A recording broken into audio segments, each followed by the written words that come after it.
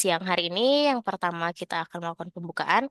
Yang kedua, langsung kita ke penyampaian materi oleh Dr. Heni Maitri Andri Rahmasari Putri, spesialis obstetrik dan ginekologi dari Siena Clinical. Itu akan ada sesi Q&A juga, tanya jawab setelah penyampaian materi. Selanjutnya dilanjutkan dengan interactive session bersama Mbak Puan eh, dari SID.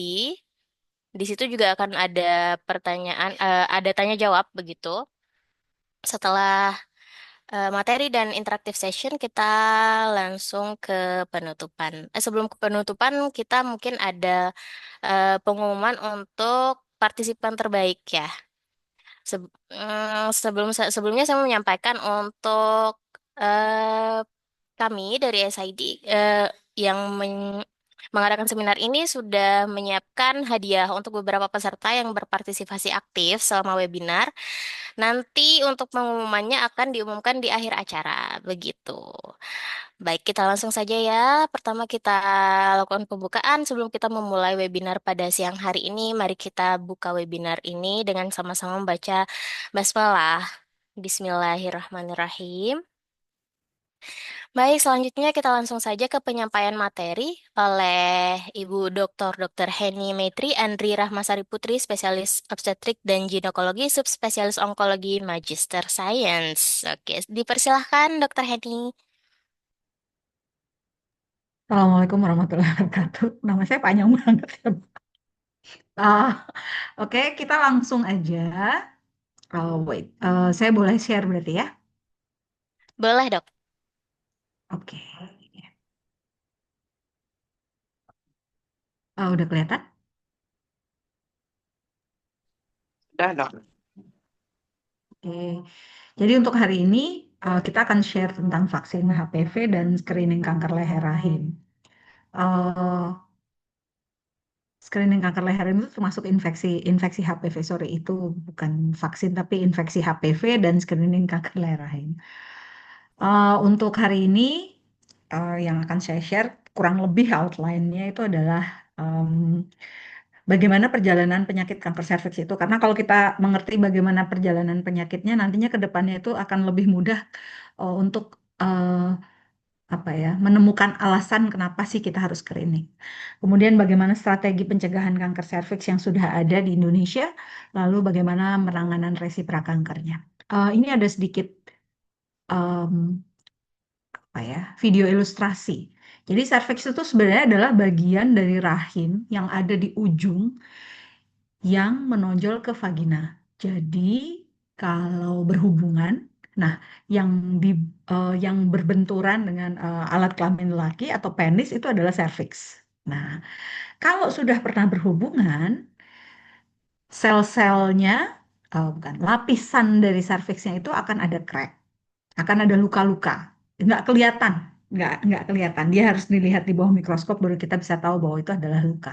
Nah, luka itulah yang menyebabkan virus HPV bisa langsung masuk ke dalam eh, lapisan ini, ke basal sel.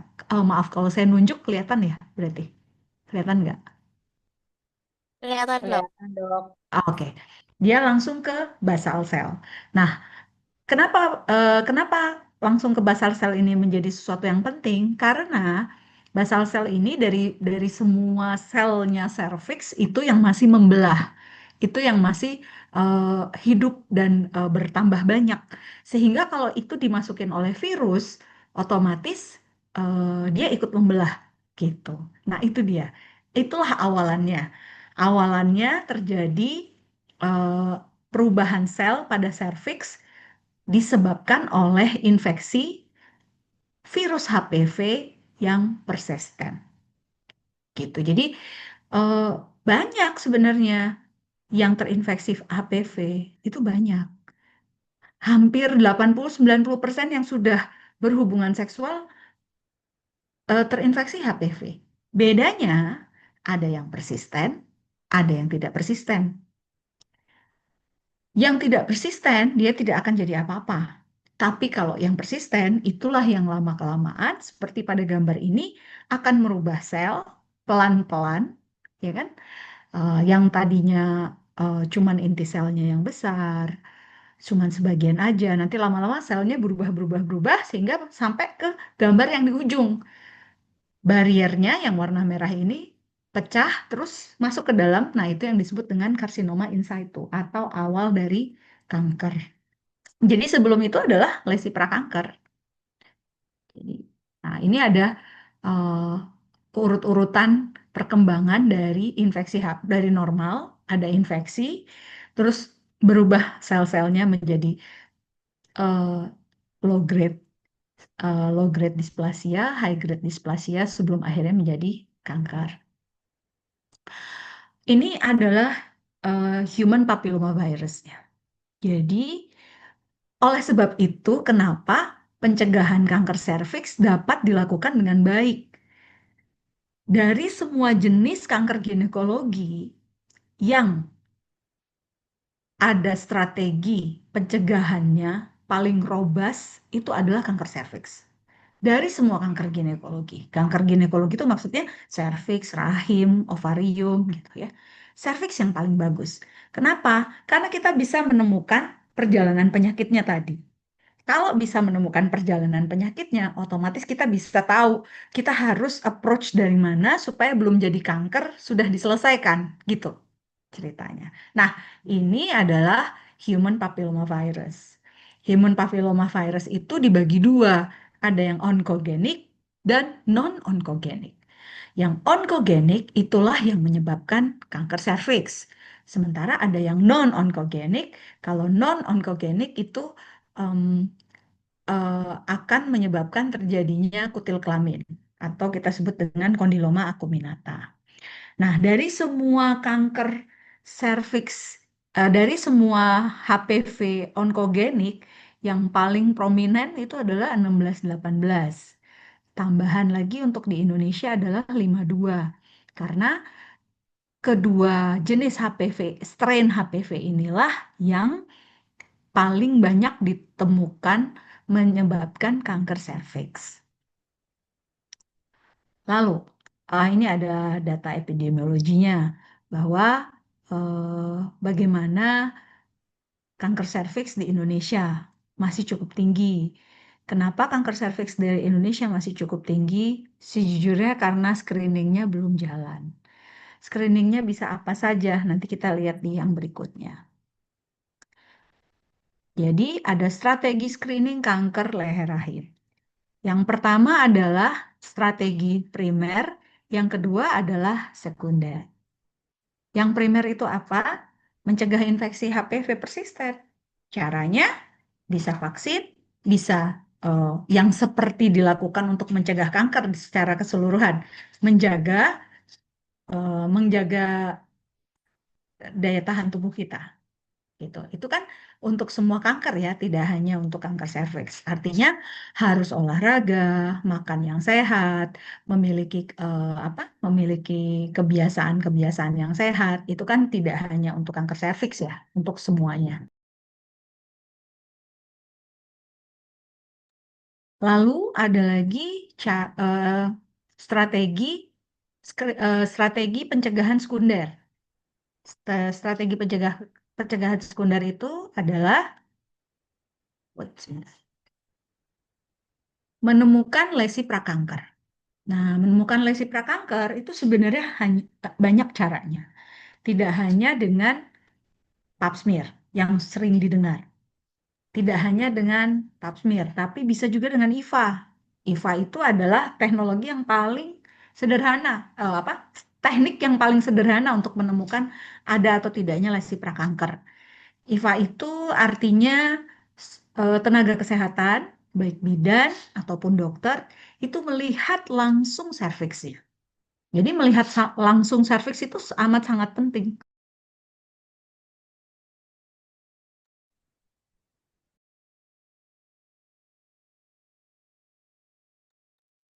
Jadi Suaranya selain Pak, iya maaf, jadi sebentar maaf.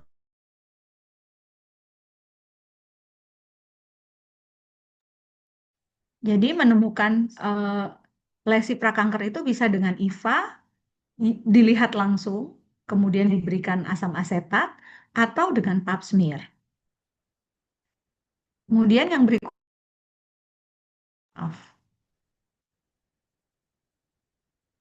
bisa juga dengan menemukan infeksi HPV, DNA HPV. Jadi yang diperiksa kalau mungkin dengan adanya COVID kemarin, kita jadi bisa tahu bahwa bisa memeriksa DNA ataupun RNA virus. Nah, itu bisa dilakukan untuk pemeriksaan DNA HPV. Aduh, maaf ya sebentar kalau di rumah kayak gini nih. Sebentar.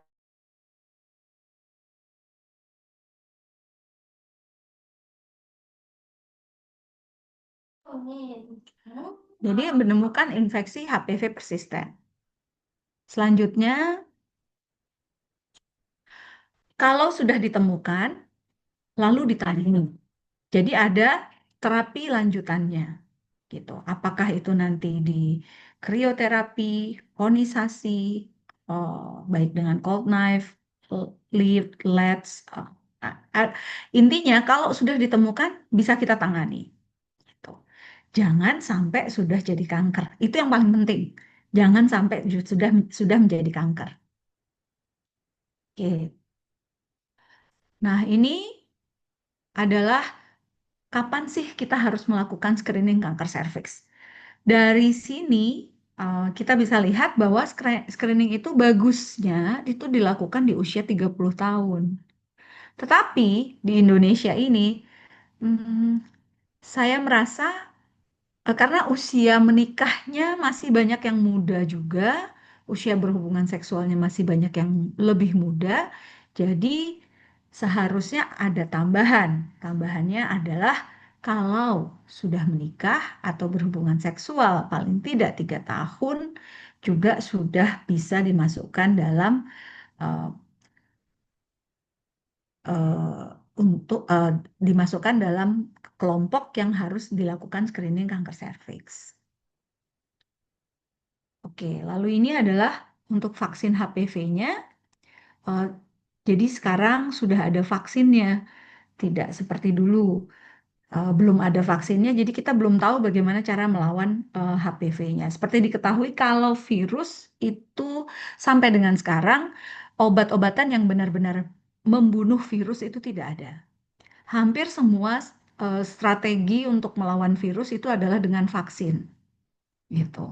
Kenapa? Eh, Mungkin sains di baliknya itu adalah karena virus itu memang terlalu kecil untuk ditarget, sehingga sulit. Yang ada adalah membangun daya tahan tubuh supaya bisa melawan virus tersebut. Nah, itu yang paling sering dilakukan sebagai strategi melawan virus. Nah, seperti kita ketahui, kanker serviks itu awalannya adalah infeksi virus HPV. 8 sampai dengan 90 ya mungkin sampai 100% awalannya adalah infeksi virus HPV. Loh, kenapa ada 80 dok? Kenapa ada 90? Nggak benar-benar semuanya HPV karena memang ada yang nggak disebabkan oleh infeksi HPV walaupun itu lebih kecil ketimbang yang disebabkan oleh infeksi HPV.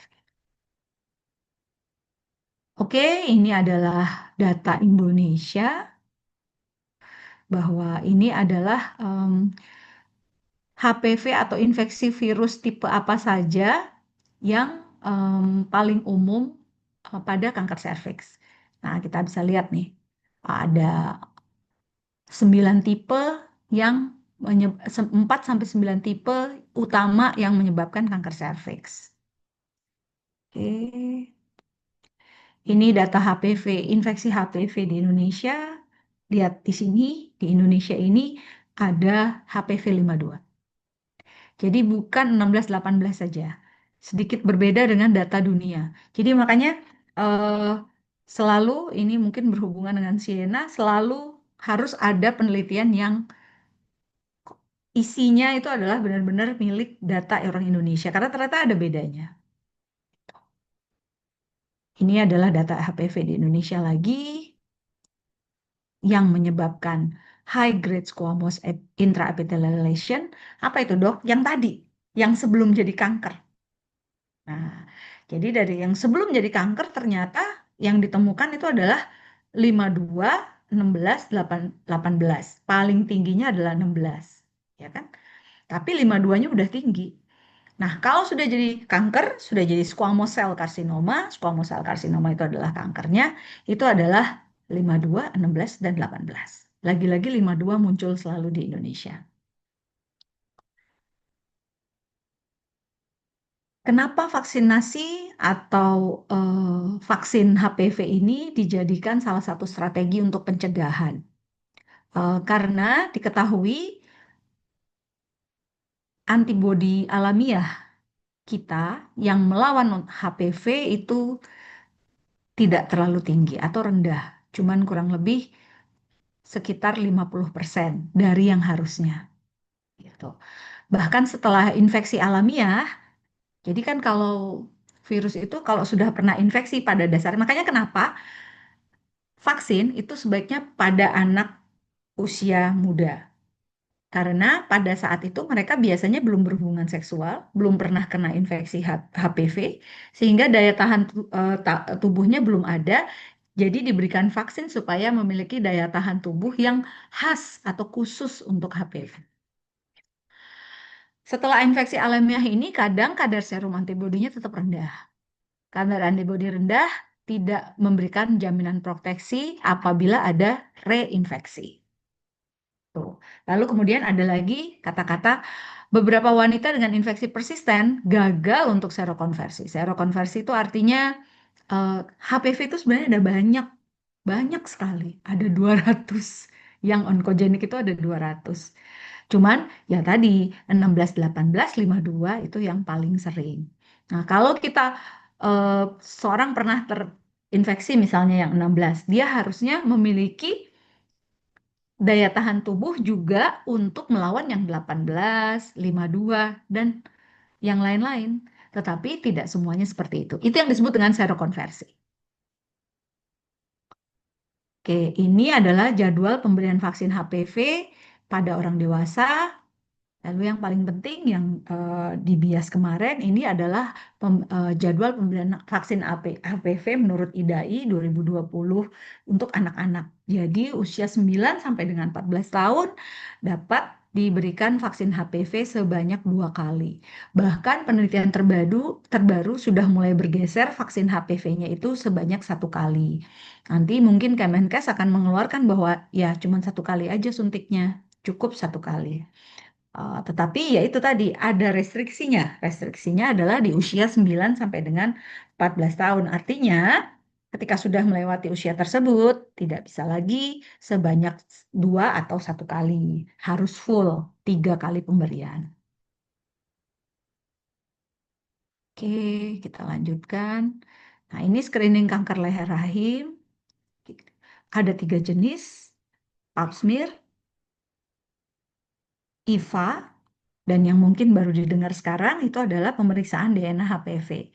Yang intinya hampir sama kayak COVID kemarin, ditemukan virusnya. Sementara kalau pap smear dan IVA itu bukan virusnya yang ditemukan, ditemukan perubahan selnya.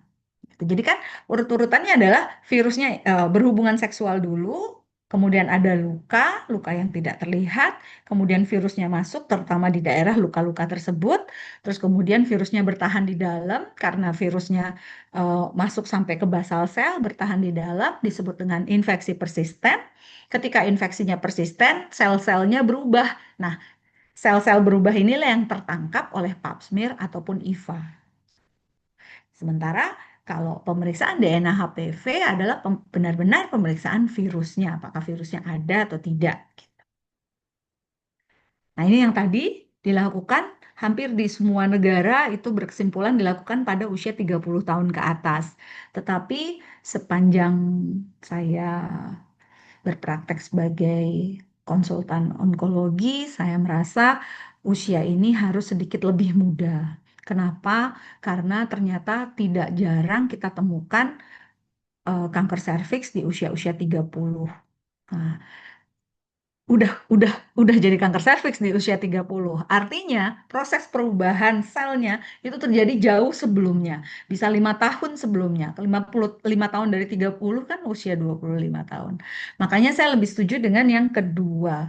Bahwa setelah 3 tahun berhubungan seksual, regardless status menikah, itu sudah sebaiknya dilakukan screening kanker serviks. Oke. Lalu inilah yang dilihat oleh dokter, oleh bidan ketika kita melakukan screening. Ini adalah normal, ini adalah perubahan sel atau lesi prakanker, dan ini adalah em, kalau sudah menjadi kanker. Terlihat bedanya, ya. Kalau normal ya normal.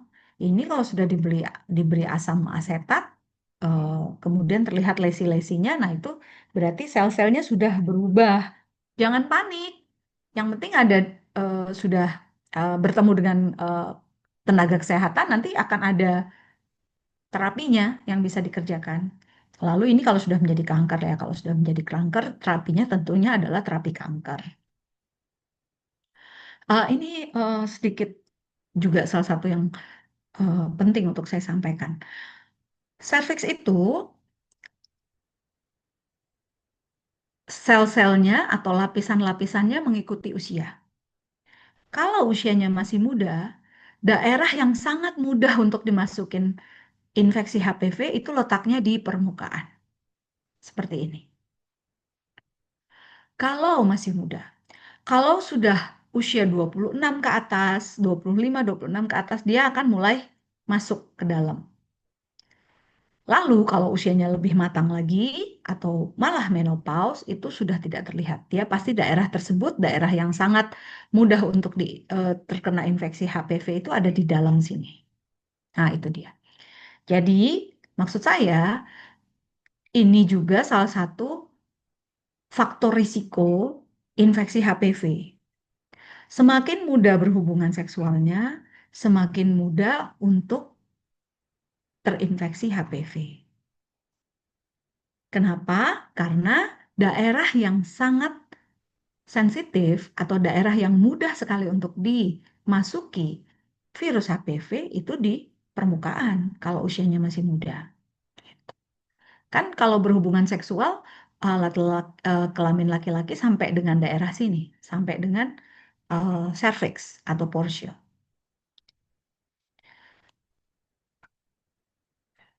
Oke.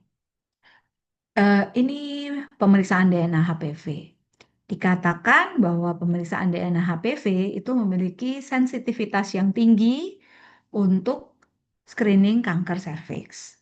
Selain sensitivitasnya tinggi, em, dia dapat dilakukan 5 tahun sekali, 3 atau 5 tahun sekali. Kalau di Indonesia saya masih kadang-kadang masih rapet 3 atau 5 tahun sekali. Lebih objektif, sampelnya lebih mudah untuk diambil, dan ada triasenya ketika kita sudah mendapatkan hasilnya. Tapi ya spesifisitasnya rendah. Spesifisitasnya rendah itu artinya infeksi belum tentu merubah sel. Jadi kalau ada infeksi, kita warning, warning, warning. Habis itu nanti dilihat dulu selnya berubah nggak. Kalau selnya berubah, baru kita ada tata laksana. Kalau belum berubah selnya, biasanya kita cuman, oh ini warning. Nanti hati-hati tahun depan harus dicek lagi. Gitu. Nah, kalau sudah terdeteksi sebagai lesi prakanker, lalu kita akan kita melakukan terapi. Nah, ini adalah salah satu terapinya. Terapinya itu adalah daerah yang mencurigakan, ini adalah daerah yang mencurigakan, itu diambil. Kalau sudah diambil, selesai. Itu daerah tersebut sudah diambil, artinya ke arah kanker serviksnya ya tentu akan kalau ada kata sembuh, setelah itu sembuh. Gitu. Kalau ingin menggunakan kata sembuh, lesi prakanker setelah diambil lesi prakankernya ya sudah selesai. Ini yang kita sebut dengan konisasi. Konisasi itu bisa macam-macam, Bisa dengan pisau, bisa dengan alat. Kalau ini dilakukan dengan alat, ini kayaknya videonya Dokter Kartika dilakukan dengan alat lip atau LEDS. Oke, itu kalau masih lesi prakanker. Tapi kalau sudah menjadi kanker serviks itu sedikit berbeda. Karena kalau sudah menjadi kanker serviks, seperti halnya kanker-kanker yang lain, walaupun pahit, ini saya harus beritahu bahwa ketika sudah terdiagnosis dengan kanker, itu ada istilah 5 year survival. Stagingnya atau stadiumnya itu akan menunjukkan berapa persen 5 tahun lagi akan tetap sehat, akan tetap ada. Karena kanker itu seperti itu. Karena kanker itu sekarang dianggap sebagai sesuatu yang kronis sifat. Dia tidak berhenti dengan cuman operasi saja, cuman kemo saja, cuman radiasi aja, tidak. Setelah terapinya lengkap dikerjakan, harus kita follow up terus. Kenapa? Karena pasien yang memiliki kanker, artinya badannya atau tubuhnya sudah mampu untuk membuat sel kanker. Ketika badannya atau tubuhnya sudah mampu membuat sel kanker, artinya dia bisa datang lagi, datang lagi, datang lagi di kemudian hari. Seperti sering saya katakan juga kepada pasien, di ginekologi onkologi, di eh, reproduksi perempuan, kankernya rata-rata adalah solid kanker. Solid kanker itu artinya kankernya ada bendanya, Bu. Solid, padat. Nah, itu dimulai dari satu sel. Seperti gambar yang tadi, seperti video yang sebelumnya. Itu dimulai dari satu sel. Kalau sudah terlihat besar, artinya selnya sudah banyak. Kalau sudah selnya banyak, belum tentu dia cuma diem di tempat yang terlihat itu. Bisa jadi dia sudah beredar di seluruh tubuh. Nah, oleh sebab itu makanya kenapa penanganan kanker solid itu biasanya yang besar-besarnya diambil dulu, lalu diberikan ajuvan atau penguat. Ajuvan atau penguatnya itu bisa apa saja? Bisa di kemo, di kemoterapi, ataupun di radiasi. Nah, ini adalah take home message-nya buat saya bahwa kanker serviks itu adalah kanker yang eh, strategi penanganannya, strategi pencegahannya sangat bagus. Strategi pencegahannya sangat bagus. Jadi belum sampai kena kanker, sudah bisa kita tangani dengan baik. Jangan sampai kena kanker. Jadi lihat serviksnya, tunjukkan serviksnya kepada bidan atau tenaga kesehatan dokter, dokter atau spesialis kandungan. Rujuk apabila mencurigakan.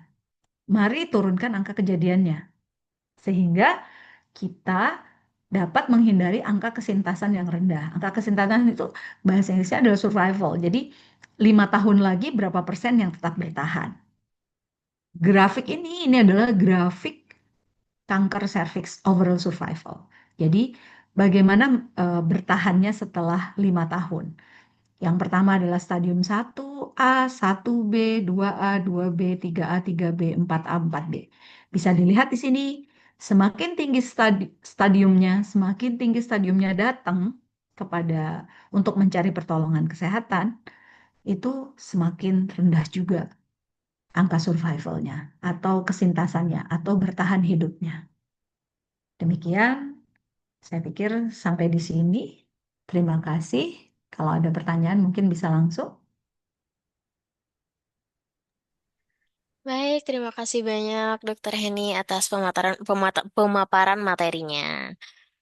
Di sini udah banyak banget dok yang mau tanya, terutama sepertinya bidan-bidan puskesmas nih excited banget buat nanya. Ah, oke. Ini untuk pertanyaan pertama ada dari Mbak Nurma, Mbak Nurma Hartiana Kusumawardani. Kalau sudah 20-an tapi belum pernah berhubungan seksual, apakah tetap boleh dapat vaksin HPV, dok? Mohon Sangat dijawab, dokter. dianjurkan, sangat dianjurkan. Jadi kecap HPV, catch up vaksin HPV itu sampai dengan usia 27 tahun sebenarnya. Oke. Asal belum berhubungan, karena kalau sudah berhubungan, saya lebih senang pasiennya melakukan screening. Kalau Oke. sudah berhubungan, kalau mau divaksin harus sudah pernah menunjukkan bahwa serviksnya oke, serviksnya tidak ada masalah. Artinya minimal pap smear-nya bagus. Gitu. Baru Oke. bisa kita vaksin setelah itu. Oke, Mbak Nurma sudah dijawab sama Dokter Heni. Selanjutnya ada pertanyaan dari Mbak Jesslyn. Itu yang pertama, apakah tipe HVP yang banyak ditemukan di Indonesia sudah tercakup dalam vaksin yang diberikan di Vaskes dan apakah ada ciri khusus dari paparan virus HPV sendiri, Dok? Sayangnya enggak, karena vaksin yang ada di Vaskes itu adalah 16, 18, 6, 11. Jadi eh, yang tetravalen. Tetravalen itu memang tetra 4 HPV-nya, tapi yang dua itu non-oncogenik, sementara yang onkogeniknya adalah 16 dan 18. Jadi yang belum tercakup di yang ada di Vaskes, tapi sekarang sudah ada vaksin nonavalen termasuk 52 di dalamnya. Cuma memang harganya masih mahal. Lalu apakah ada ciri khusus? Nggak ada. Jadi makanya kenapa namanya screening. Screening itu nggak ada apa-apa, kita periksa gitu loh. Kita nggak ngerasa apa-apa nih, nggak ada keputihan, pokoknya nggak ada apa-apa. Tapi kita tetap pap smear, kita tetap IVA. Itu yang disebut dengan screening. Kalau ada apa-apa namanya terapi. Gitu. Kalau screening itu adalah mencari em, penyebab masalah atau mencari masalah ketika belum ada gejalanya. Oke. Di sini ada lagi pertanyaan dari Mbak Feby. Untuk Mbak Feby sendiri nanya, kan saya baca untuk pemeriksaan IVA, katanya memiliki akurasi yang lebih rendah dibanding yang lain. Bagaimana sebaiknya? Apa pemeriksaan yang lebih tinggi akurasinya dan baiknya kita lakukan? Dan yang kedua pertanyaan katanya juga vaksin HPV ini baiknya untuk usia dini atau belasan tahun. Apakah benar? Bagaimana kalau misal sudah usia menuju 30 gitu, apakah masih bisa berfungsi dengan baik? Oke. Untuk yang pertama, IVA itu memang spesifisitas dan sensitivitasnya rendah. Tetapi untuk di daerah-daerah yang sulit untuk melakukan pap smear atau pemeriksaan HPV DNA, kita kerjakan IVA-nya. Gitu. Jadi memang kalau di Indonesia, IVA itu dianggap sebagai salah satu strategi screening keseluruhan, seluruh Indonesia. Tapi kalau dalam daily life saya, daily practice saya sehari-hari gitu, saya saya nggak pakai IVA, Bu. Saya pakai kalau mau tanya yang terbaik, saya pakai double testing, eh, at least pap smear gitu. Kalau nggak pap smear dengan HPV DNA, salah satunya aja gitu. Bisa bisa dua-duanya boleh gitu. Jadi bisa HPV DNA-nya saja, bisa pap smear-nya saja, atau bisa dua-duanya. Gitu. Itu kalau nanya strategi yang terbaik. Tetapi kalau pemerintah, nah ini, kalau pemerintah, dia kan dananya terbatas. Kalau dananya terbatas, bagaimana caranya coverage-nya tinggi, walaupun sensitivitasnya rendah, gitu. Jadi makanya kenapa IVA tetap dipakai. Tuh, karena dia sangat murah, sangat mudah untuk dikerjakan. Yang susah adalah interpretasinya, melihatnya. Jadi harus sering-sering melihat, harus sering-sering melakukan tenaga kesehatannya harus sering melakukan IVA untuk bisa membedakan oh ini yang ada true uh, precancer lesion atau lesi prakanker, ada yang ini kayaknya infeksi tapi bolehlah kita terapi dulu, misalnya seperti itu. Jadi kalau ditanya yang paling bagus, ya pasti co-testing. Co-testing dua-duanya HPV-nya diperiksa, eh, sitologinya atau pap smear-nya. Jadi kalau HPV itu nyari virusnya, kalau sitologi itu adalah em, melihat perubahan selnya, gitu. Harus diingat lagi, pertama-tama infeksi virusnya dulu, habis infeksi virus baru terjadi perubahan selnya terus-terusan baru terjadi kanker kan gitu. Nah, infeksi pemeriksaan HPV DNA itu adalah pemeriksaan virus yang di awal. Sementara perubahan selnya bisa dilakukan dengan IVA ataupun dengan pap smear. Katanya juga vaksin HPV ini benar. Baiknya usia dini, sama seperti vaksin-vaksin yang lain. Makanya kenapa vaksin itu dilakukan pada anak-anak? Karena pada anak-anak inilah em, kemampuan tubuh mereka untuk membuat apa daya tahan tubuh itu lebih baik ketimbang kalau sudah dewasa tentunya, atau ketimbang sudah pernah terinfeksi HPV. Bagaimana kalau sudah usia 30 tapi masih pengen vaksin? Selama belum menikah, it's okay, boleh. Tapi kalau sudah menikah, harus dipastikan dulu bahwa serviksnya oke, tidak ada masalah pada serviksnya. Itu bisa dikerjakan dengan pap smear atau minimal IVA. Gitu. Oh, apakah berfungsi dengan baik vaksinnya? Tentu beda. Kalau gampang ini, kalau usia 9-14 divaksin segini daya tahan tubuh yang dihasilkan. Kalau sudah menikah atau sudah menikah terutama ya, sudah berhubungan seksual ya segini, gitu. Jadi kadar antibodi yang dihasilkan tentunya berbeda.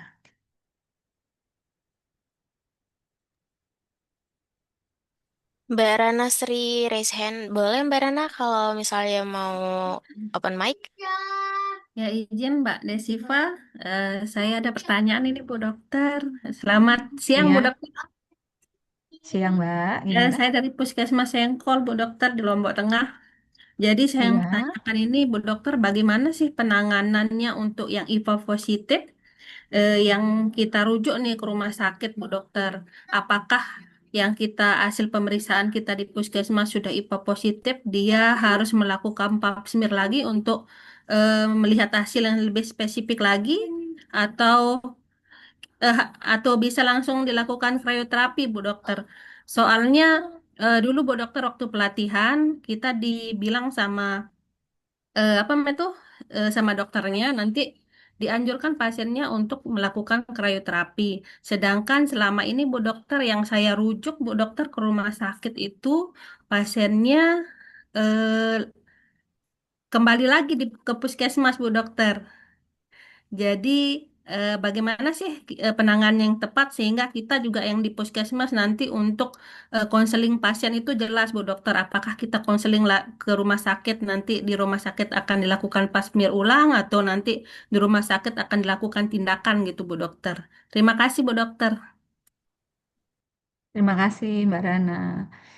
Eh, Gimana ya menjawabnya ini? Karena IVA positif itu gradasinya banyak kan ya Mbak. Jadi ada yang IVA positif benar-benar positif seperti gambar yang tadi saya sebut, yang tadi saya tunjukkan. Kalau itu positif banget. Kalau yang seperti itu, kalau saya di rumah sakit, karena saya bekerja di rumah sakit tipe A, itu pasti saya konisasi, pasti saya lip atau LEDS gitu. Pasti saya ambil karena yang kita takutkan adalah karsinoma in situ. Karsinoma in situ itu artinya sudah ada bibit-bibit kankernya, cuman belum kemana-mana aja gitu, ya kan? Nah, itu bedanya dengan krayo. Kalau cryo didestruksi, dihancurkan. Nah, atau pakai TCA, sama aja. Zaman sekarang pakai TCA kan, karena lebih mudah daripada cryo. Cryo tuh harus beli gasnya, apanya gitu kan. Nah, itu juga kalau dihancurkan, kalau zaman dulu mungkin pakai kayak albotil kan, TCA itu mirip-mirip albotil. Nah, itu juga kan dihancurkan. Kalau dihancurkan kita nggak lihat dia jadi apa sebenarnya, si selnya tuh seperti apa. Kalau kita lip, kita konisasi, kita LEDS, itu kan kelihatan, dilihat di bawah mikroskop ada hasil patologi anatominya. Oke, jadi sebenarnya kalau dari pelatihan-pelatihan itu biasanya karena setting di daerah tersebut eh, sulit untuk bertemu dengan dokter SPOG misalnya, makanya langsung aja di krayo. Nah, menurut saya langsung aja di krayo itu harusnya dalam tanda kutip. Ya, langsung aja di krayo itu kalau dia ada syaratnya kan, lesinya cuma dua, kan dibagi 4 kuadran, ya lesinya cuma 1 kuadran atau cuma 2 kuadran, ya kan? Gitu. Terus udah gitu lesinya putihnya tuh akibat asam asetatnya itu eh, samar, nggak jelas banget seperti gambar yang tadi saya tunjukkan, Mbak. Nah itu it's okay kalau mau langsung di cryo atau di TCA, bahkan diobservasi saja boleh.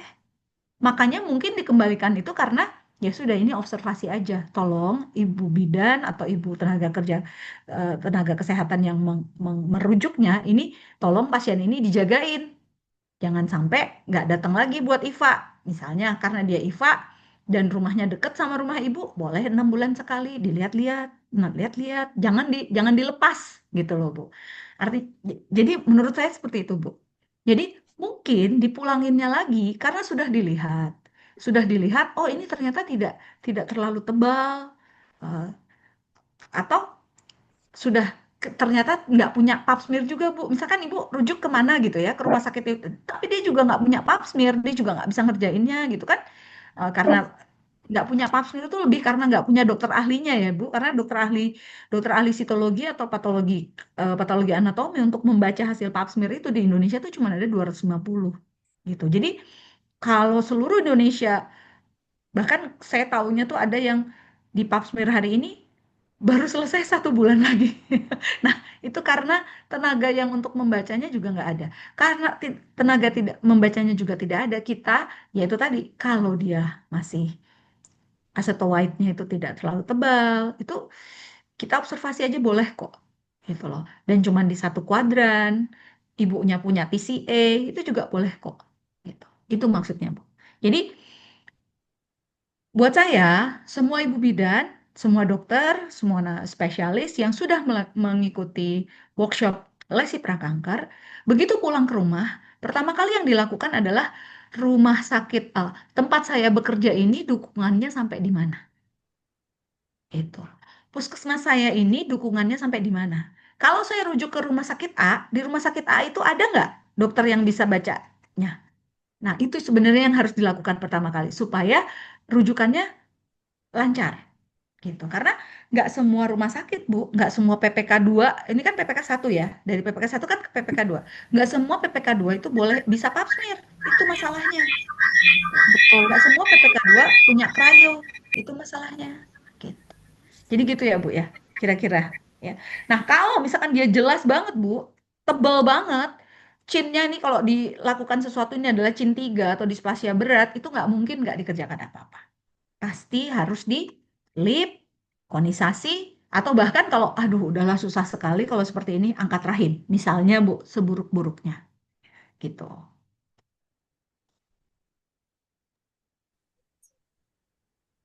Next.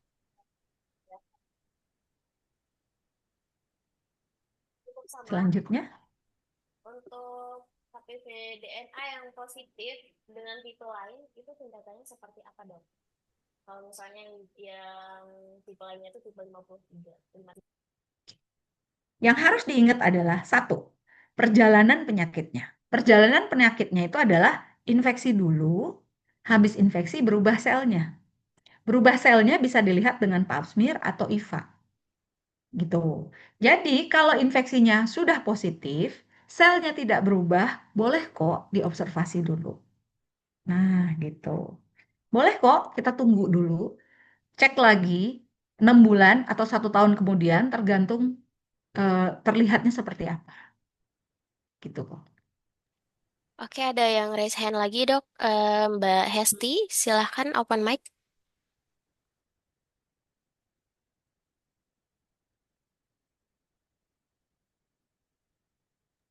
Oke, halo Mbak Hesti. Oke, kalau misalnya nggak dilanjutkan, di sini saya mau bacakan untuk pertanyaan lain yang banyak. Kalau misalnya IVA-nya negatif, apakah berkemungkinan HPV-nya itu positif, dok? Dan apabila misalnya HPV DNA-nya negatif, tapi IVA-nya positif, apakah itu tetap memiliki kemungkinan yang tinggi untuk kanker serviksnya? Oke.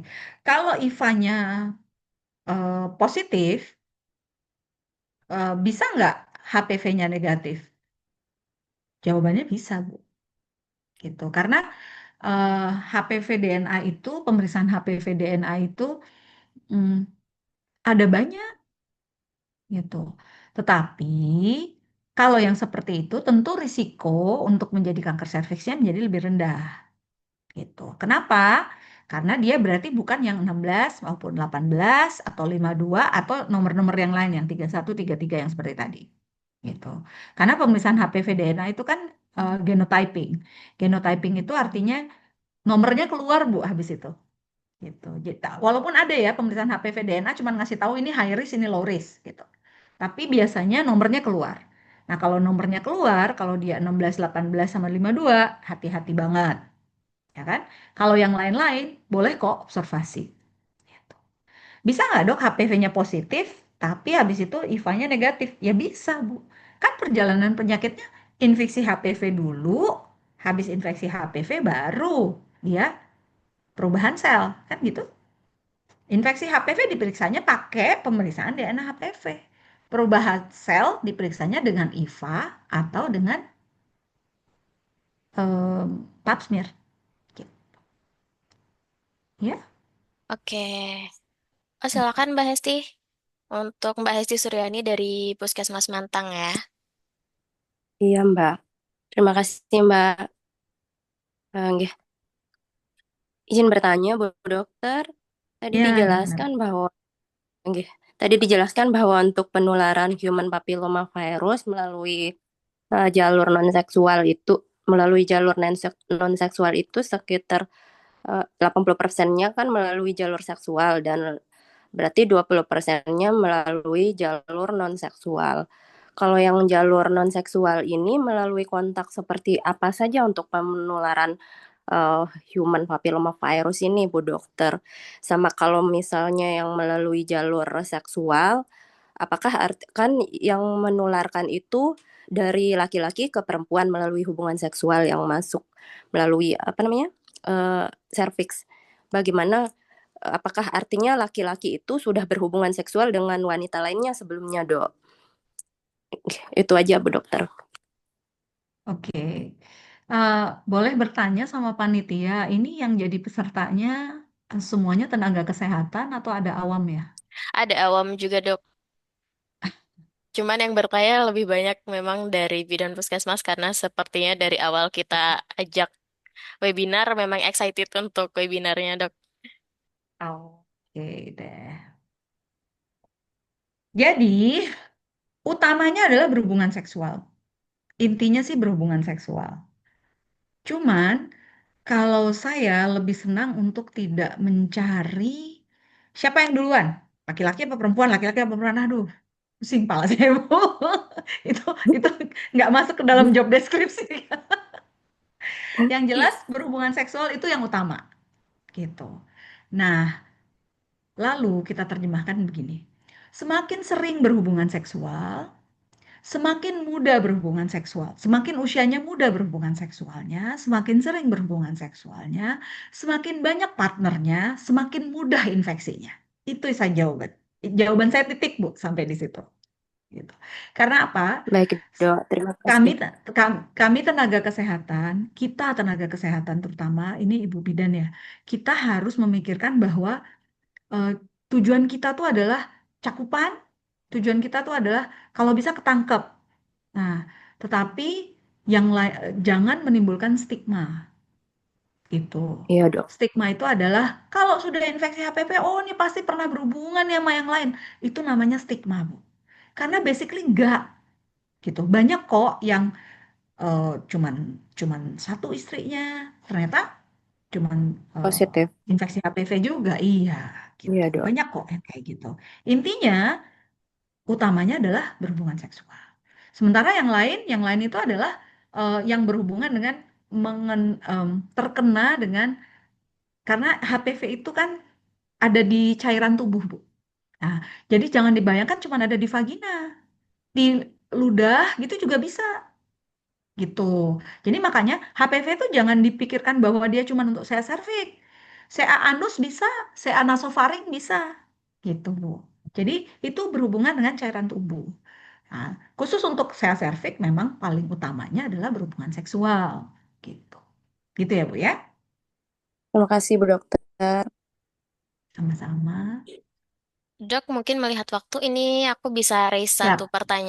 satu pertanyaan lagi yang dari tadi kan kita udah dapat materinya tentang serviks, bagaimana penularannya, bagaimana kanker serviks itu. Di sini ada yang bertanya terkait vaksin, dok. Apakah ada Mhm. kemungkinan vaksin yang diberikan gagal? Apakah ada ciri-ciri yang menandakan bahwa vaksin yang diberikan itu berhasil? Dan untuk pertanyaan lain di sini ada apakah vaksin HPV ini tidak diberikan pada laki-laki karena tidak menutup kemungkinan laki-laki bisa terkena virus HPV? Mohon dijawab ya, Bu Dokter. Kalau di luar negeri vaksinnya perempuan laki-laki semuanya. Duitnya banyak. Makanya kenapa vaksinnya itu sedang diusahakan untuk dihasilkan diproduksi dalam negeri supaya bisa mengcover baik laki-laki maupun perempuan. Nah, karena HPV itu relatednya, strong relationnya itu dengan kanker serviks, diutamakan oleh pemerintah yang diberikan vaksin itu adalah anak-anak perempuan gitu. Jadi kan pemerintahnya cuma punya duit X nih Bu, dia nggak bisa semuanya di cover. Bagaimana caranya duit X ini hasilnya itu adalah menurunkan angka kanker serviks itu sebenarnya itu gitu. Tetapi anak saya vaksin Bu yang laki-laki, gitu maksudnya Bu, gitu. Nah, lalu yang kedua, eh, kalau sudah divaksin, apakah bisa gagal? Nah, gini Bu, kata-kata gagal nih saya ini harus diingat, isi vaksinnya itu cuma 16 dan 18 HPV-nya yang diberikan di vaskes-vaskes ya. Cuma 16 dan 18. Karena 16 dan 18 ini data yang tadi Ibu bisa lihat juga, itu 80% menyebabkan kanker serviks. 80%. Tapi masih ada yang 20%-nya. 20%-nya itu disebabkan oleh yang lain-lain misalnya gitu. Dari strain-strain HPV yang lain-lain. Gitu ya, Bu. Jadi vaksin itu tidak akan melindungi, wah dia 100% nggak akan kena kanker serviks. Enggak. Vaksin itu isinya cuman HPV 16 dan 18.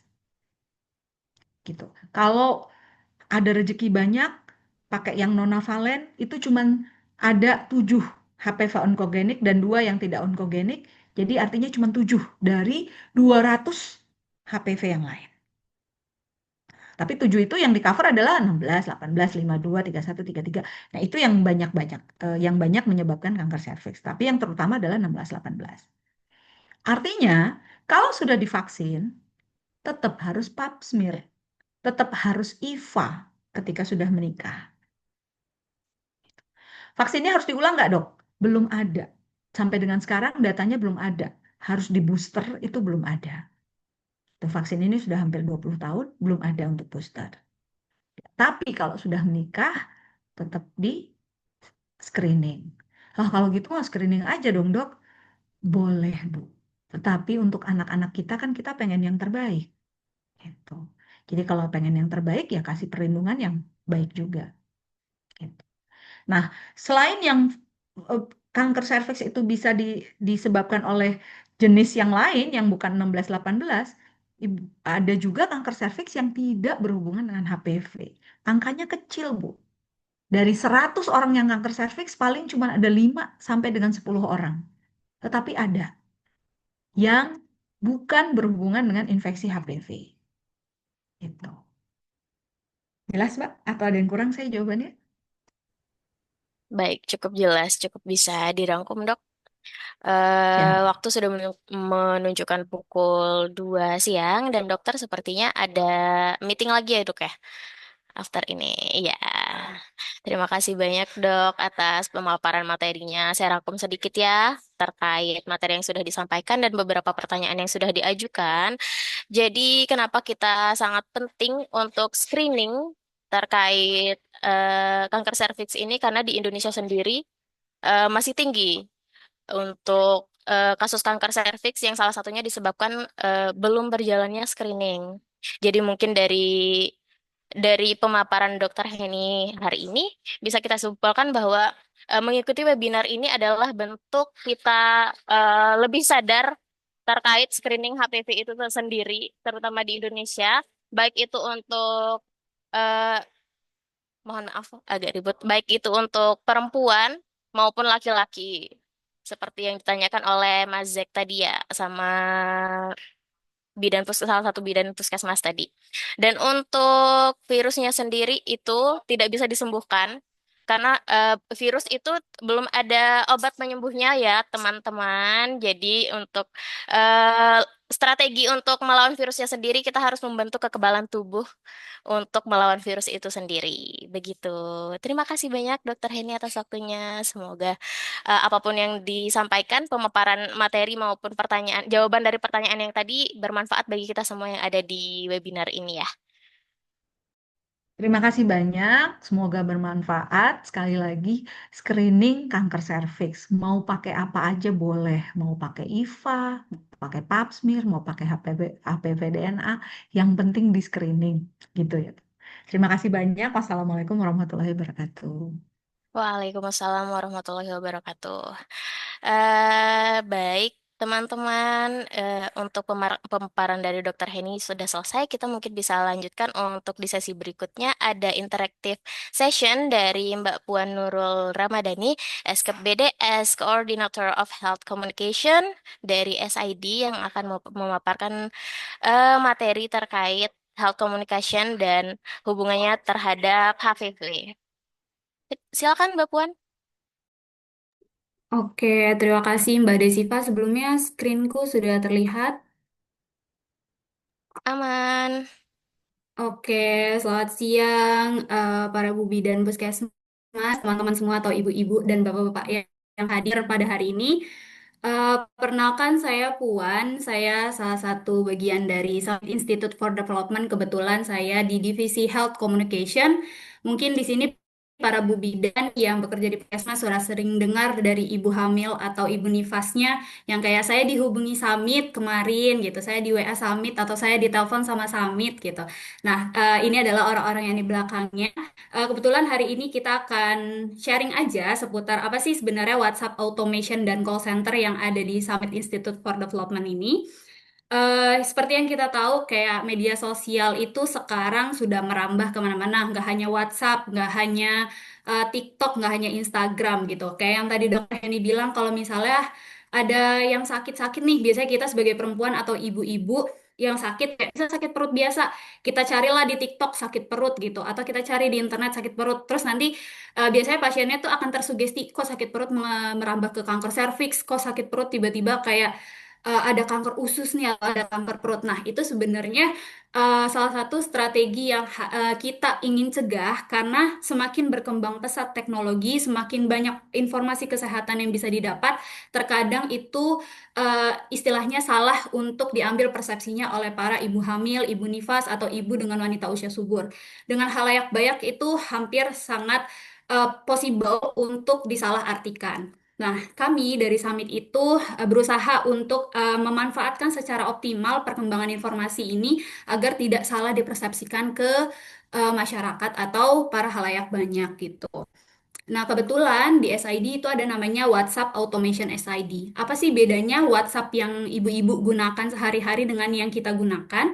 Di SID itu kita mengembangkan sistem pesan siaran otomatis. Jadi kalau di puskesmas mungkin pasiennya ada banyak nih, sekitar 1.000 atau 2.000 pasien per hari gitu. Nah, kita mau ingetin, Bu, jangan lupa ya untuk kunjungan imunisasi atau jangan lupa untuk kunjungan kehamilan, kunjungan nifas. Nggak mungkin dong kita sebagai bidan puskesmas itu ngechatin satu-satu, Bu, kunjungan tanggal sekian. Belum lagi tanggal lahirnya anaknya beda-beda, terus belum lagi kebutuhan anaknya beda-beda. Nah, di SID ini ada siaran otomatis yang kita lakukan untuk menyebarkan informasi kesehatan via WhatsApp. Jadi dari SID itu, dari 1.000 ibu, kita bisa mengirimkan pesan itu secara bersamaan dengan personalize masing-masing. Jadi tidak akan tertukar kebutuhan pesannya antara ibu hamil, ibu nifas, ibu menyusui, atau ibu yang memiliki bayi dan balita. Apa saja sih layanan yang diberikan di Healthcom ini atau di SID ini? Yang pertama, kita menyediakan informasi dan edukasi seputar kesehatan. Terus kita menawarkan layanan konsultasi kesehatan yang di belakangnya itu ada para bidan yang akan membalas konsultasi kesehatannya. Kita melakukan otomasi pengiriman pesan juga, dan pesannya itu disesuaikan dengan karakteristik dan kebutuhan individu masing-masing. Selain itu, ada juga namanya pesan interaktif dengan chatbot. Jadi ketika ada ibu yang bingung apa sih HPV atau apa sih kanker serviks itu atau gimana, kayak saya pengen tahu dong KB itu jenisnya ada apa aja. Nah, itu kita sudah setting sedemikian rupa sehingga ibu tuh bisa melakukan interaksi dengan chatbot. Jadi semua informasi kesehatan yang mudah dipahami oleh orang awam bisa diakses via WhatsApp SID. Nah, tipe-tipe pesannya itu apa aja yang didapatkan sama ibu? Yang pertama ada pesan introduction atau pesan pengenalan. Jadi ketika kita dapat nomor ibu hamil, ibu nifas, ibu menyusui, dan bayi balita itu kita kasih pengenalan dulu. Halo ibu, selamat siang ibu Puan. Kami dari Summit Institute for Development yang bekerja sama dengan Dinas Kesehatan setempat. Kami melayani atau akan mengirimkan pesan reminder pada ibu sebagai untuk kunjungan kehamilan, kunjungan nifas, posyandu, imunisasi, dan lain sebagainya. Sehingga ibu kenal, oh ini loh layanan Summit gitu. Jadi ibu tidak mengira ini adalah akun-akun penipuan. Karena kan kayak biasa ya sekarang banyak banget mungkin para bidan di sini juga merasakan, ini apa sih kok tiba-tiba nge-WA, ini apa sih kok tiba-tiba nelpon gitu. Nah ini kita melakukan pengenalan yang pertama. Terus layanan yang selanjutnya kayak yang tadi saya sebelumnya sampaikan, ada pengenalan mengenai reminder untuk ANC atau PNC, terus juga ada pengingat jadwal posyandu. Biasanya kita kirimkan H-3 dan H-2. Kayak, Bu, jangan lupa ya, nanti ada posyandu nih di tanggal sekian, di desa sekian, nama posyandunya ini. Nah, terus nanti ibunya, kita juga kasih tahu kalau misal ada perubahan, biasanya akan dihubungi lebih lanjut oleh kader. Nah, itu salah satu upaya cara kita mendorong untuk para ibu nih tetap aktif untuk melakukan pemeriksaan kesehatan. Terus kita juga gencar untuk melakukan imunisasi. Imunisasinya ini kita melakukan reminder bahwa anak ketika udah usia misal 2 bulan, 3 bulan, atau 4 bulan itu harus mendapatkan imunisasi apa aja, bisa diakses di mana imunisasinya seperti itu. Terus juga ada home visit. Home visit ini kalau kita mau melakukan kunjungan rumah ke ibunya. Terus setelah para ibu periksa, biasanya kita akan mengirimkan ringkasan dari pemeriksaan tersebut melalui care gaps biasanya. Nah, di si care gap pesannya ini kayak, Ibu terima kasih sudah melakukan pemeriksaan pada tanggal sekian di rumah di fasilitas kesehatan. Kemarin sudah periksa USG ya, Bu, sudah periksa berat badan, sudah periksa tinggi badan. Terus kita konfirmasi, kemarin belum sempat melakukan lab ya, Bu. Nah, itu kita tanya kendalanya kenapa belum melakukan lab. Terus juga kita bisa anjurkan ke ibunya untuk melakukan pemeriksaan yang kurang di pemeriksaan selanjutnya. Terus sekarang yang sedang kita kembangkan bersama Genepika ini adalah weekly health education seputar layanan HPV. Jadi nanti teman-teman bisa mencoba chatbot kita yang sudah kita desain untuk weekly health education ini. Nanti kurang lebih bentukannya kayak gini, yang ada di sisi sebelah kanan.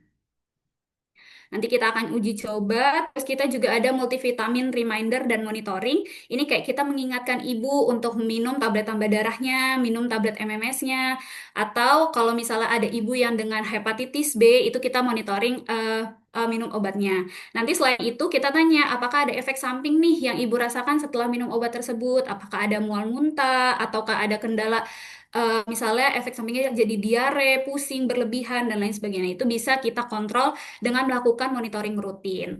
Dan yang terakhir ada wellness tracking. Itu wellness tracking ini kita kirimkan 2 minggu sekali kepada para ibu hamil. Tujuannya adalah untuk deteksi secara dini apakah ada kontraindikasi yang dirasakan ibu selama kehamilan. Karena mungkin saja minggu ini ibunya baik-baik saja, tapi 2 minggu lagi tiba-tiba tekanan darahnya jadi meningkat gitu. Nah, itu kita bisa melakukan pendeteksian secara diri dari wellness tracking tersebut. Nah, ini adalah contoh simulasi untuk pengingat kunjungan kehamilan. Nanti kita personalisasi berdasarkan nama masing-masing ibu dan tanggal yang kita rujuk. Nah, tanggal yang kita rujuk di sini mengikuti apa? Mengikuti kapan terakhir kali ibu melakukan pemeriksaan dan peraturan dari Kemenkes yang terbaru bahwa di masing-masing kehamilan itu ada minimal kunjungan itu 6 kali. Di TM1 kali, TM2 kali, dan TM3 kali. Nah, kita bisa menghitung dari terakhir kunjungan ibu berada di TM berapa, sehingga kita bisa memastikan bahwa di puskesmas itu layanan K1 sampai K6-nya itu ibu bisa dapat semua. Gitu. Nah, kurang lebih bentuknya seperti ini. Selain itu, kita akan menampilkan simulasi pesan chat buat HPV yang terbaru. Ini nanti teman-teman cara pakainya adalah kita scan dulu, lalu kita ketik cari tahu HPV. Nanti akan muncul tampilan seperti ini. Nanti kita tinggal pilih mau cari tahu yang mana. Nah, setelah itu tinggal diklik dan mengikuti ikuti aja alur yang ada di buttonnya. Jadi nggak perlu ketik-ketik lagi, tinggal klik-klik-klik, kita bisa tahu informasi yang pengen kita ketahui. Baik dari apa itu HPV, gejalanya seperti apa, pemeriksaan yang bisa dilakukan ketika kita ingin tahu kita terinfeksi itu apa saja, pencegahannya seperti apa, dan program apa sebenarnya yang lagi ada di pemerintah ini.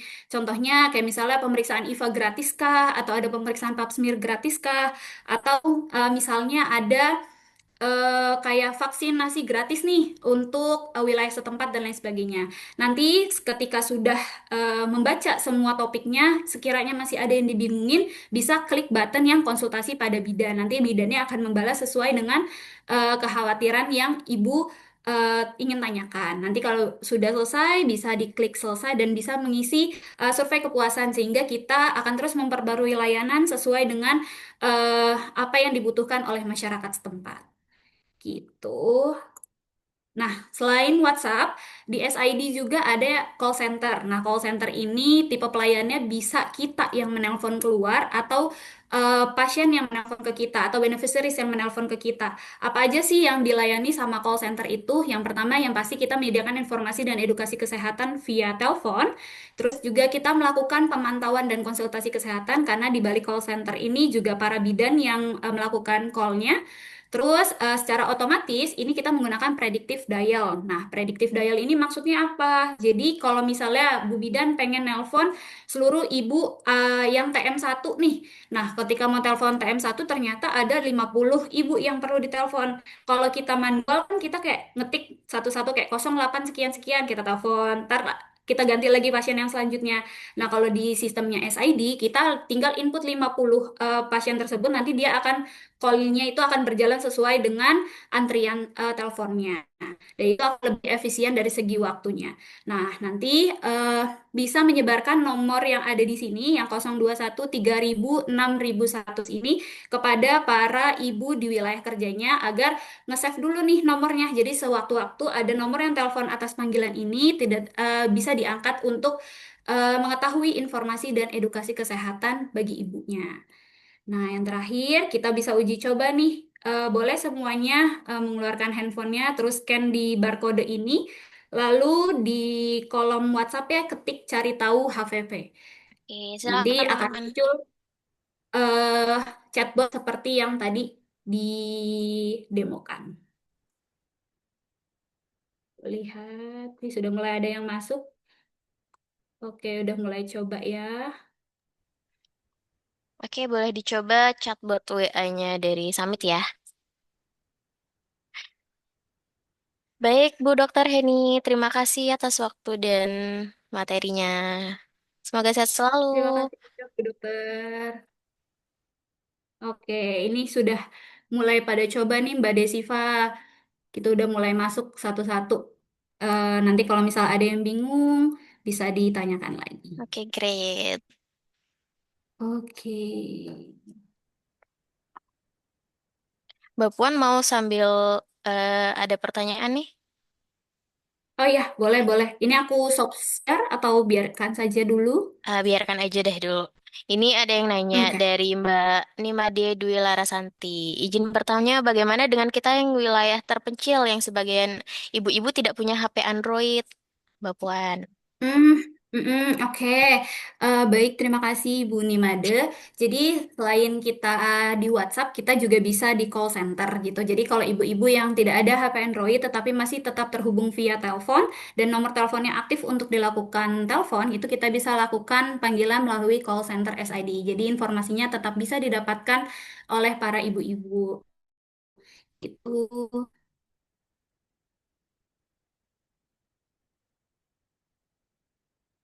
Oke, sama-sama Ibu Nimade.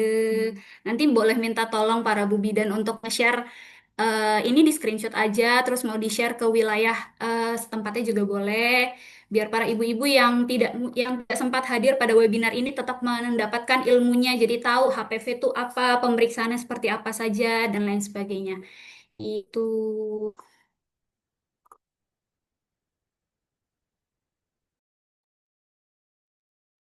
Oke, jadi ini bisa diakses untuk semua orang ya, nggak cuma orang yang punya WhatsApp atau HP Android. Jadi bagi kita-kita atau bagi ibu-ibu yang tidak punya HP Android, bahkan tidak punya HP untuk dirinya sendiri, bisa dengan menggunakan nomor telepon kerabat terdekatnya untuk tetap dihubungi.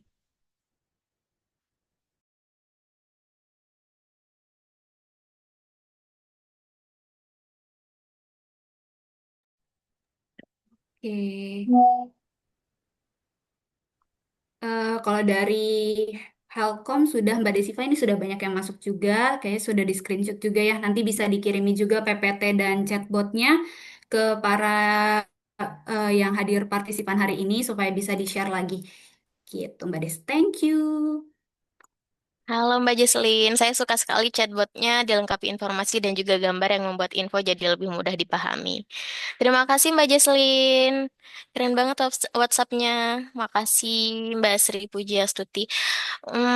Oke. Oke, untuk pemaparan materi terkait health communication dari SID oleh Mbak Puan sudah selesai. Mungkin teman-teman ada yang mau bertanya terkait materi yang sudah disampaikan oleh Mbak Puan?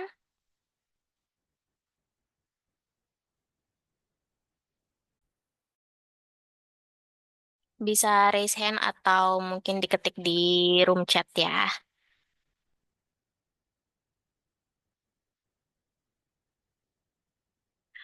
Oh ya, sebelumnya untuk para bidan, para tenaga kesehatan yang hadir di webinar pada siang hari ini, sekedar informasi bahwa untuk seminar lanjutan akan dilanjutkan di minggu depan, di tanggal 23 Agustus 2025, itu terkait SOP screening HPV DNA ya. Nanti kalau misalnya bagi yang mau hadir akan diinformasikan kembali seperti biasa, seperti yang kita lakukan kemarin. Nanti QR code-nya bisa kita share untuk ibu hamil berarti Mbak ya. Gimana Mbak Puan? Bisa kan? Oke.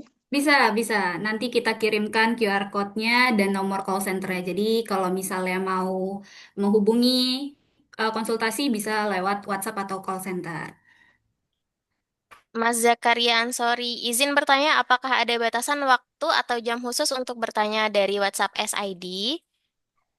Oke, kalau jam kerja sebetulnya di hari Senin sampai Jumat pukul 8 hingga 5 sore, namun di luar jam itu kita tetap menjawab cuma saja tidak langsung tepat waktu, mungkin agak slow respon sedikit. Tapi waktu efektifnya tetap Senin sampai Jumat jam 8 sampai jam 5 sore. Walaupun ibu ngechat di hari Sabtu atau Minggu, itu pasti tetap akan terbalas segera. Berbayar nggak Kak kalau kita mau dapat KIE, mendapat KIE lewat WA yang tadi dijelaskan sama Mbak Puan? Oke, tidak berbayar sama sekali. Fitur yang tersedia di SID, baik dari call center maupun WhatsApp, semuanya gratis. Bagaimana Ibu Bidan Desa bisa memanfaatkan WA dan call ini untuk membantu pekerjaan mereka dalam hal edukasi, Mbak Puan?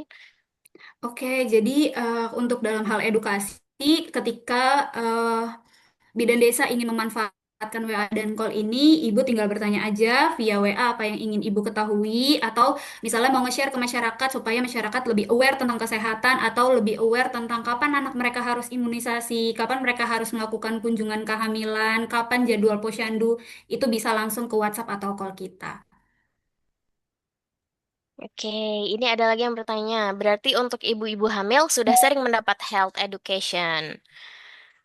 Ya, betul sekali. Jadi health education dikirimkan 1 minggu sekali dengan tema yang berbeda-beda, Bu Desak. Jadi kadang minggu ini seputar MPASI nih, gitu. Terus kebetulan bulan Agustus ini kita berkutat dengan Pekan ASI Sedunia dan MPASI. Jadi banyak ibu-ibu yang anaknya mungkin lagi GTM gak mau makan atau menu makanannya salah sehingga BB-nya stuck, terus juga kayaknya kok tinggi badannya segitu-segitu aja atau yang lain sebagainya, itu mereka rata-rata konsultasi melalui Healthcom. Apalagi di bulan Agustus ini juga ada pemberian vitamin A dan obat cacing serta jadwal posyandu. Jadi itu di apa ya, kita kirimkan pesan tersebut secara bersamaan ke ibu-ibu, jadi ibu-ibu lebih aware, oh iya harus datang posyandu karena nanti mau dilakukan pengukuran berat badan, tinggi badan, atau mau dapat kayak vitamin A atau obat cacing gitu.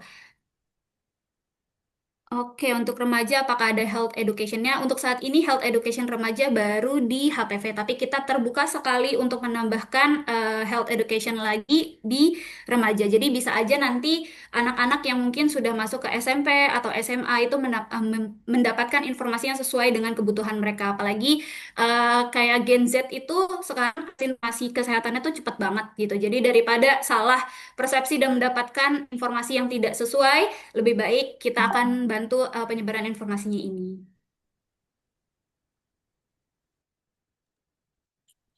Mungkin sebelumnya sudah beberapa dari tenaga kesehatan tahu ya terkait Summit Institute for Development atau SID. Bahkan ada puskesmas yang sudah bekerja sama dengan SID juga.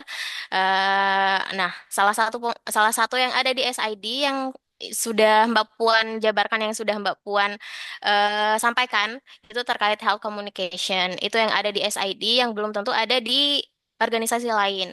Jadi kita di SID punya departemen health communication yang khusus untuk memfollow up terutama ibu-ibu hamil dan bayi balita yang masih hadir di posyandu dan yang butuh konseling atau KIE yang sesuai dengan kebutuhan mereka masing-masing begitu. Ini ada yang tanya lagi Mbak Des. Untuk informasi jadwal imunisasi, KN, dan lain-lain, apakah sesuai dengan program di Dinkes tempat agar tidak berbeda antara Summit dan kami? Ya, kita menyesuaikan dengan Kemenkes, terus juga Dinkes setempat, supaya jadwal yang kita berikan itu sesuai dengan apa yang berlaku di puskesmas atau vaskesnya, gitu. Apakah nomor WhatsApp SID bisa dihubungi setiap saat? Tentu bisa. Kita WhatsApp bisa setiap saat, tapi nggak bisa di call. Jadi cuma bisa teks aja. Untuk layanan call mungkin ada Mbak Puan untuk nomor call centernya SID. Karena untuk WA sendiri itu tidak bisa di-call untuk WA SID dan untuk nomor call center SID itu ada dan call center hanya bisa untuk call aja, nggak bisa di WA. Jadi call center sama WhatsApp SID itu berbeda nomornya. Nanti kita bisa kirimkan flyer dua-duanya untuk disebarluaskan juga ke para eh, para ibu di wilayah kerja puskesmas masing-masing. Untuk call center bisa dihubungi di jam berapa, Mbak?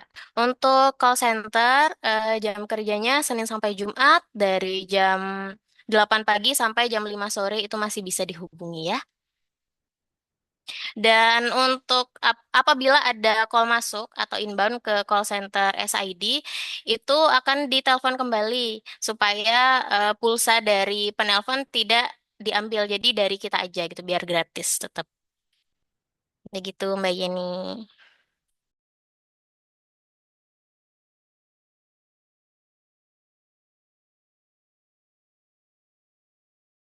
Oh ya, jangan lupa ya teman-teman untuk mengisi link absensi biar nanti bisa sesuai namanya di sertifikatnya. Sekedar mengingatkan, sebelum kita mengakhiri sesinya Mbak Puan, boleh nggak kita dokumentasi sekali lagi? Mungkin boleh on cam ya, teman-teman, sebentar.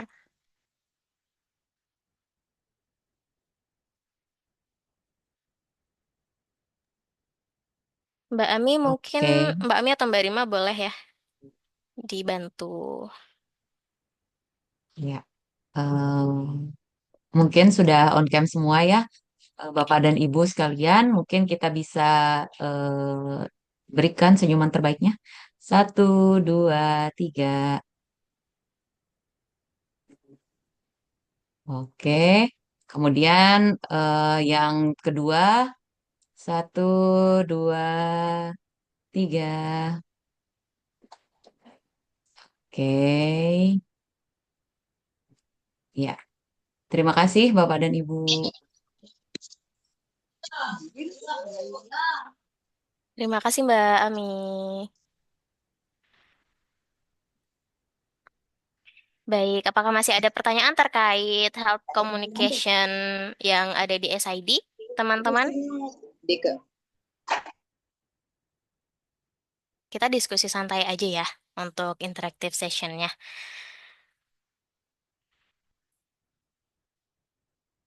Nanti akan ada pengumuman untuk peserta aktif webinar ya. Itu sudah ada di flyer sih sebenarnya untuk 5 orang pemenang. 5 orang peserta yang berpartisipasi aktif nanti akan kita kirimkan masing-masing saldo e-money ya, atau saldo dompet digital e-wallet.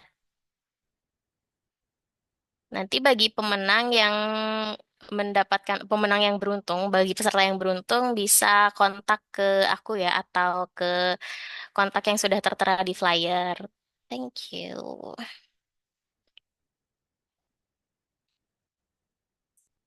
Baik, untuk pertanyaannya apakah sudah selesai? Maupun untuk materinya sudah selesaikah? Sudah, Mbak Desiva, bisa dilanjutkan. Oke, terima kasih kembali Mbak Jesslyn. Baik, karena tidak ada pertanyaan lagi, mungkin pemaparan materi dari Dr. Heni dan Mbak Puan tadi. Oke, thank you. Dapat kita akhiri pada siang hari ini. Jadi saya simpulkan untuk pemaparan materi dari Mbak Puan itu terkait Health Communication Division atau Department dari Summit Institute for Development atau SID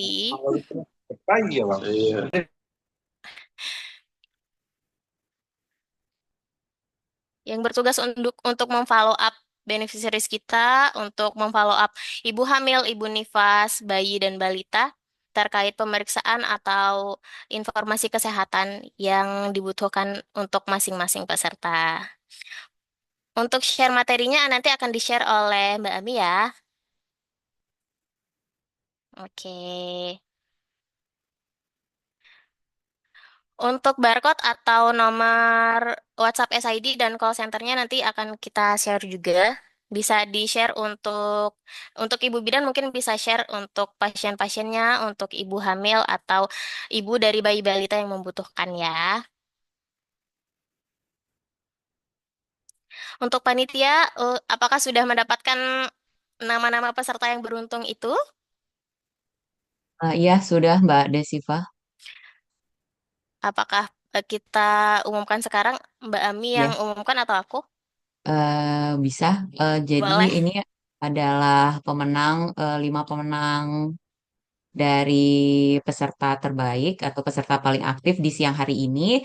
Sebelumnya terima kasih atas kehadirannya di siang hari ini. Mungkin langsung saja pemenangnya. Ya, ini adalah 5 pemenang saldo e-wallet. Jadi yang pertama itu ada yang paling bersemangat dan paling aktif ya dari Ibu Desa Made Aryani, AMD Cup. Kemudian tadi ada 2 penanya komunikatif, jadi ada Ibu Rana Sri dan juga Ibu Hesti Suryani. Dan yang terakhir ada peserta interaktif. Yang pertama itu ada Ibu Nimade Dwi Larasanti dan juga Ibu Anatul Fitria yang pertama kali mencoba chatbot tadi. Jadi terima kasih dan selamat kepada seluruh pemenang saldo e-wallet. Apakah di sini masih ada orang-orangnya? Mungkin bisa. Boleh di screenshot dulu ya. Nanti Iya. screenshotnya kirim ke aku untuk bukti untuk bukti klaim e-walletnya ya. Iya, Ya, nanti kalau sama. misalnya nanti kalau misalnya udah di screenshot kirim ke nomor narahubung yang tertera di flyer untuk klaim ya sekalian. Selamat Ibu Desa. Nanti sekalian Terima kirim kasih. e-walletnya ya, nomor e-wallet Iya. atau rekeningnya. Oke. Silakan Mbak Ami ada tambahan? Mungkin sekali lagi mengingatkan untuk mengisi link absensi yang belum mengisi. Itu aja Mbak Desiva. Terima kasih dan minggu depan kita ada webinar lagi ya. Oke, pengingat bagi para nakes yang hadir saat hari ini, mohon maaf. Untuk minggu depan ada webinar terkait SOP DNA HPV DNA. Nanti akan dihadiri oleh para ahlinya juga terkait screening HPV DNA-nya. Dan di situ khusus membahas SOP-nya ya ibu-ibu dan ibu-ibu bidan dan ibu-ibu tenaga kesehatan, bapak ibu tenaga kesehatan. Jangan lupa dihadiri untuk minggu depan. Terima kasih. Ibu Nimade Dwi Larasanti boleh nanti hubungi ke nomor narahubung ya untuk klaim hadiahnya. Thank you.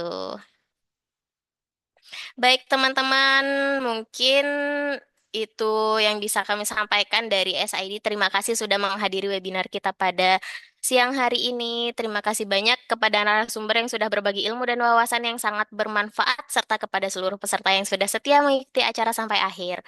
Semoga apa yang kita dapatkan hari ini bisa menjadi pengetahuan baru sekaligus motivasi untuk menjaga kesehatan diri dan keluarga kita. Atas nama panitia, saya mengucapkan terima kasih dan mohon maaf apabila ada kekurangan selama acara berlangsung. Untuk para nakes, sampai jumpa di webinar berikutnya dan jangan lupa untuk tetap menjaga kesehatan. Akhir kata, billahi taufiq wal hidayah. Wassalamualaikum warahmatullahi wabarakatuh. Selamat siang, selamat beraktivitas dan beristirahat. Waalaikumsalam warahmatullahi wabarakatuh. Selamat siang. Selamat siang, terima kasih Mbak. Siang, terima kasih semuanya. Mari Bu.